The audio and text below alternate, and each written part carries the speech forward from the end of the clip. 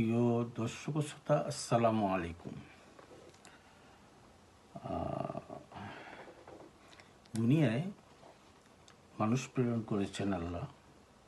তারপর এই মানুষকে আল্লাহর নীতি আদর্শ বুঝিয়ে দেওয়ার জন্য রাসূল প্রেরণ করেছেন।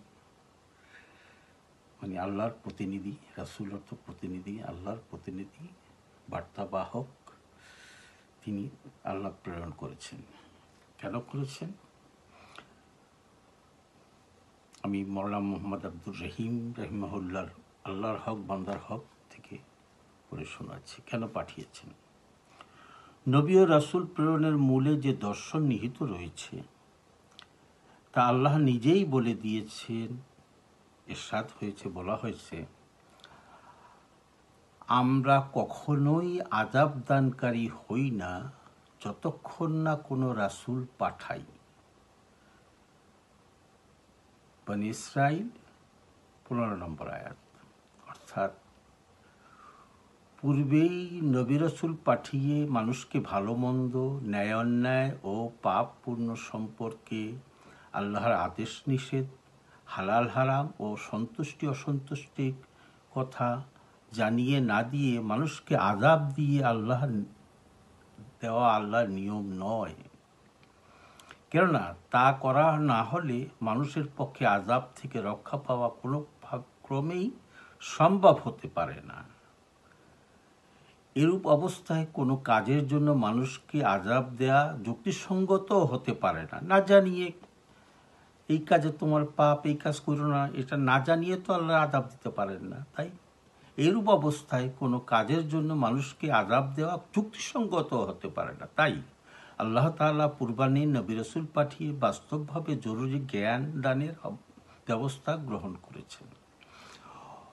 অপর আয়াতে আল্লাহ তাআলা এই গোটা ব্যাপারটির ব্যাখ্যা দিয়েছেন এই ভাষায়, আমরা যদি রাসূল প্রেরণ ও কিতাব নাজিল করার পূর্বেই কোনো আযাব দিয়ে তাদের ধ্বংস করে দিতাম, তাহলে এই লোকেরাই বলতে পারত যে, হে আমাদের সৃষ্টিকর্তা, তুমি আমাদের নিকট কোনো রাসূল পাঠালে না কেন?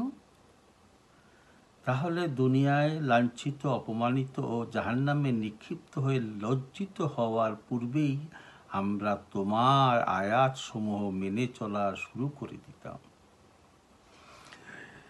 রাসূল পাঠানো ও কিতাব নাজিল করার পর মানুষের নিজের কৃতকর্মের ফল হিসেবে আযাব দেয়া হলে মানুষের কিছুই বলার থাকতে পারে না। কেননা এই আযাবের জন্য সে নিজেই দায়ী, অন্য কেউ নয়। বস্তুত রাসূল পাঠিয়ে ও কিতাব নাজিল না করে মানুষকে কোনো কাজের জন্য অপরাধী সাব্যস্ত না করা এবং সেজন্য তাকে কোনো শাস্তি না দেয়া আল্লাহর উপর মানুষের হক। আল্লাহ মানুষের এই হক পুরা মাত্রায় আদায় করে দিয়েছেন। কিছু না বলে শাস্তি দেবেন না, বলে তারপর শাস্তি দিচ্ছে, আমরাও জানি।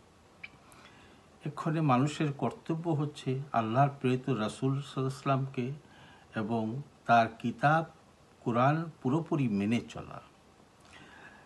যারা আল্লাহর ও তার রাসূলের প্রতি যথার্থ ঈমান এনে আল্লাহর কিতাব ও বিধান অনুযায়ী জীবন যাপন করবে, আল্লাহর উপর তাদের হক হচ্ছে আল্লাহ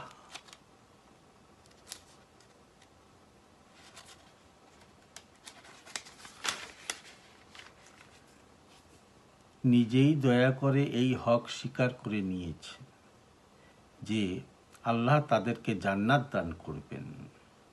তাই তিনি নিজেই ঘোষণা করেছেন, আর যারাই ঈমান গ্রহণ করবে ও ঈমানের সাথে সঙ্গতি সম্পন্ন নেক আমল করবে তাদেরকে আমরা অবশ্যই এমন জান্নাত দাখিল করব যার নিম্নদেশ থেকে ঝর্ণা ধারাসমূহ সদা প্রবহমান। তারা চিরদিন স্থায়ী হয়ে সেখানে অবস্থান করবে। আহা, এটা আল্লাহর সত্য ওয়াদা। আর আল্লাহর চাইতে অধিক সত্য ওয়াদা আর কে করতে পারে? পক্ষান্তরে যারা আল্লাহ ও তার রাসূলকে অমান্য অগ্রাহ্য করবে এবং আল্লাহ ও তার রাসূলগণের মধ্যে পার্থক্য সৃষ্টি করতে চাইবে, এভাবে যে আল্লাহকে মানবে রাসূলকে মানবে না, কিংবা এর বিপরীত, কতক নবীর প্রতি ঈমান আনবে অন্য কতককে অবিশ্বাস করবে, তারা প্রকৃত কাফের। কাফের অর্থ অস্বীকারী আল্লাহকে।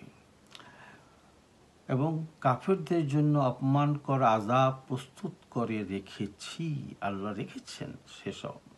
বস্তুত ঈমানদার ও নেক আমলকারী লোকদেরকে জান্নাত দান ও বেঈমান কাফিরদের কঠিন আযাবে নিক্ষেপ করা আল্লাহর শাশ্বত নীতি, এবং তাই মানুষের হক আল্লাহর উপর। আল্লাহ এর বিপরীতটা না করাই সিদ্ধান্ত নিয়েছেন। এটাই আল্লাহর ন্যায়পরতা ও সুবিচার। আল্লাহর নিকট থেকে এই সুবিচার পাওয়া মানুষের একটি প্রতিষ্ঠিত হক। যে ভালো কাজ করলে জান্নাত দিবে, এটা তো আল্লাহ মানুষের এটা অধিকার আর কি।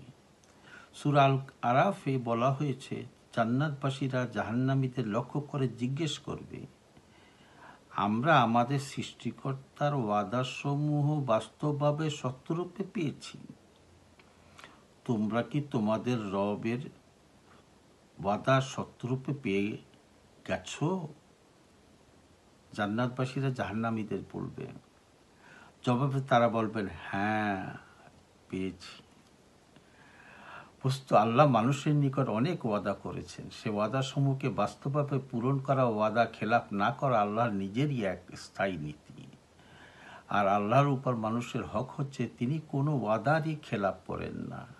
এজন্যই আল্লাহ তার স্থায়ী নীতির কথা ঘোষণা করেছেন এই ভাষায়, নিশ্চয়ই আল্লাহ কৃত ওয়াদা খেলাপ করেন না। নবী আগমনের পর সমাজে যে প্রতিক্রিয়ার সৃষ্টি হয়, তাতে একদিকে থাকে ঈমানদার লোক আর অপর দিকে বেঈমান অপরাধী লোক। এই দুই শ্রেণীর লোকদের মধ্যে প্রবল দ্বন্দ্ব, মত পার্থক্য এবং বিবাদ বিসম্বাদ হওয়া খুবই স্বাভাবিক। এই পর্যায়ে আল্লাহর নীতি কি হবে? এইরূপ অবস্থায় স্বাভাবিকভাবে আল্লাহর উপর ঈমানদার লোকদের হক এই হয় যে তিনি ঈমানদার লোকদেরকে সাহায্য করবেন এবং বেঈমানদের পর্যদস্ত করে দেবেন। আল্লাহ ঘোষণা ঠিক তাই। হে নবী, তোমার পূর্বে আমরা নবী রাসূলগণকে তাদের জনগণের নিকট প্রেরণ করেছি। তারা আমাদের নিকট উজ্জ্বল নিদর্শনাদি দিয়ে এসেছে। তারপর যারা তা অমান্য করে অপরাধ করেছে, আমরা তাদের উপর প্রতিশোধ গ্রহণ করেছি। আর মুমিনদের সাহায্য করা তো আমাদের দায়িত্ব।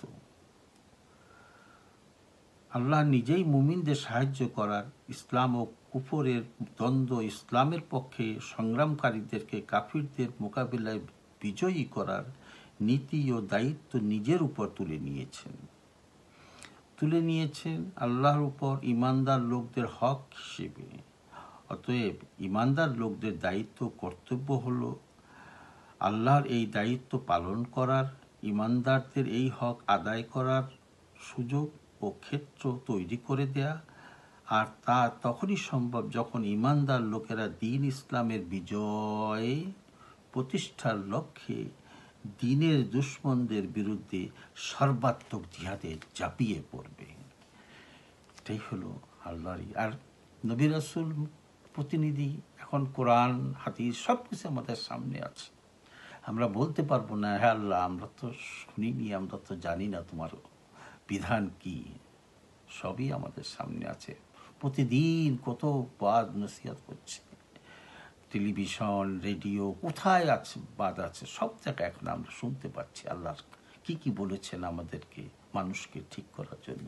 সুতরাং আসুন আমরা আল্লাহর সেই বিধানকে মেনে চলি এবং সর্বাত্মক ইসলাম প্রতিষ্ঠা করার জন্য, রাষ্ট্রতে ইসলাম প্রতিষ্ঠা করার জন্য সংগ্রাম করি। আসসালামু আলাইকুম।